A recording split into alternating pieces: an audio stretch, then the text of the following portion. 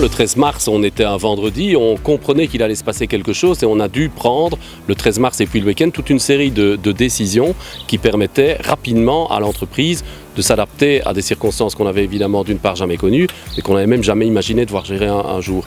Qu'est-ce qu'on a fait? Très rapidement, on a identifié 5 types de travaux particuliers en dissociant les choses. Les premières, c'était des travaux qui au fond ne se sont jamais arrêtés. C'était tout ce qui était nécessaire pour maintenir la stabilité de l'alimentation, la sécurité d'alimentation de nos clients, la gestion des pannes par exemple, des tempêtes, ce genre de choses. Bien évidemment, Orez n'a jamais arrêté, confinement ou pas confinement, de faire ces métiers-là. On a évidemment pris toute une série de mesures pour protéger notre personnel, parce que la sécurité de notre personnel, la santé de notre personnel a toujours été une de nos priorités.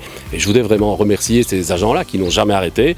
À un moment, et c'était il y a 2 mois, où on ne savait pas bien où on allait, et donc où légitimement ils pouvaient beaucoup se poser de questions.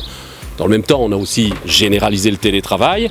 Alors c'est vrai, c'est sans doute moins dangereux de travailler de chez soi, mais on sait tous aussi que c'est des nouveaux styles de façon de travailler, de nouvelles contraintes aussi, il ne faut pas se le cacher, être à la maison tout le temps, c'est aussi des contraintes. Je voudrais aussi me retourner vers tous ces collaborateurs-là qui travaillent et vont travailler jusqu'au début des vacances d'été dans ces configurations qui à nouveau ne sont pas naturelles. Ça, c'était la première phase qu'on n'a jamais arrêtée. Et puis on a identifié 4 autres phases. Les 2 premières, elles sont plus ou moins les mêmes. C'est des phases où on travaille tout seul. Celle-ci, par exemple, on le voit bien, la personne dans la nacelle, elle est toute seule et elle procède à des actes. Et bien ça, c'était ce qu'on appelait la phase 2. Phase 3, si c'était non pas un agent d'Orez, mais un entrepreneur.